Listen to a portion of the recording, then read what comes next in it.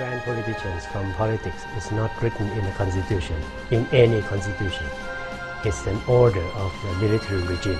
They think that, sadly for Thailand standard, that all politicians corrupt, but at least they benefit from it.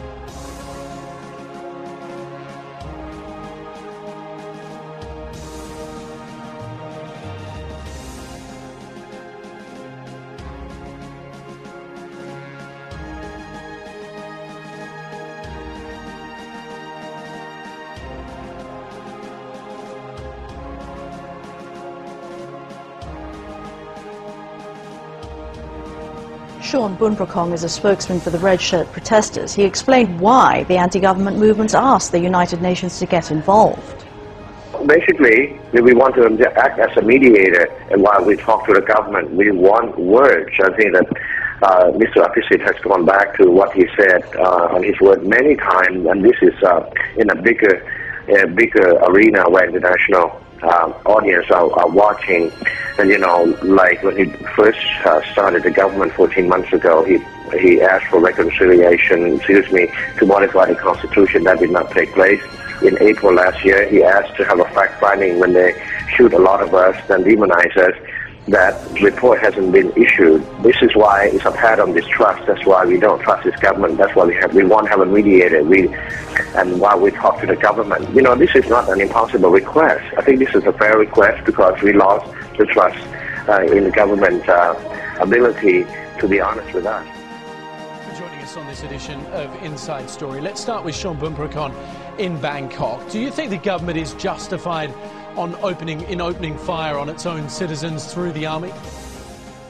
Well, we find this a little bit bizarre. We embrace the roadmap of reconciliation completely. There was on the verge of peace, which was about to be enter into a framework. However, in the last minute, the situation when we call for Deputy Prime Minister Mr. Suthep Thaugsuban to turn himself in at the police, he ended up turning himself in at the DSI, which is a Department of Special Investigation, similar to an American FBI, but which is not what the term of our agreement.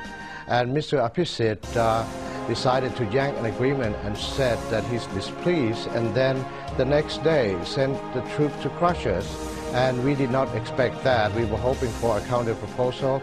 We did not came forward, but and now we are at a point of let's say 50 people dead, 2,000 injured, and we are looking a way out of it. We just at a loss, but we're willing to ask for the army to leave the premises of Raj Pasong and withdraw so that there would not be a bloodshed.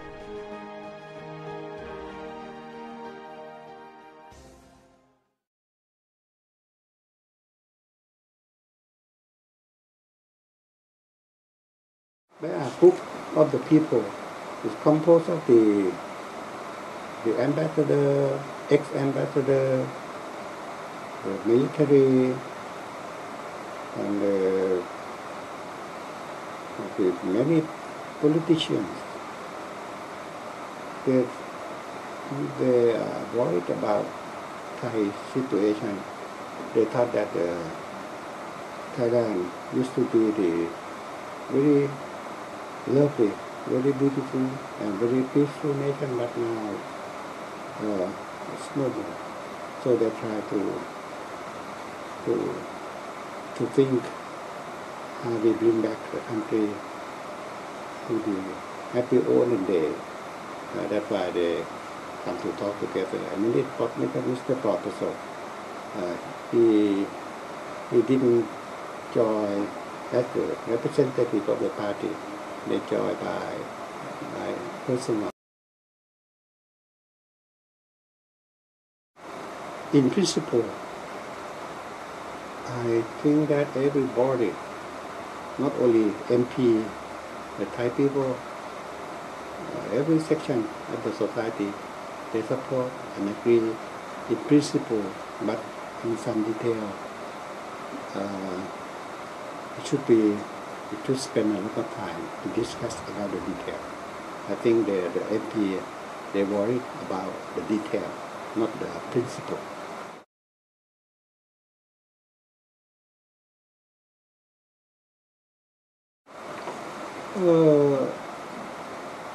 For my personal idea, I think that from now on, the country should be on the reconciliation process. The first thing that I thought that Mr. Kovic should be one of the important person for dialogue. And I decided to open the way to General Kovic. After that, there are some protests from the MP and many groups of the people that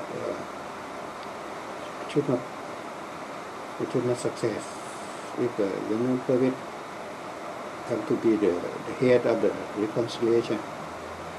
So when Mr. Kovic informed that there's some protests, not only in the party but outside the party too. So he stopped it, and he didn't come to apply for the member of the party, and then I'm returned.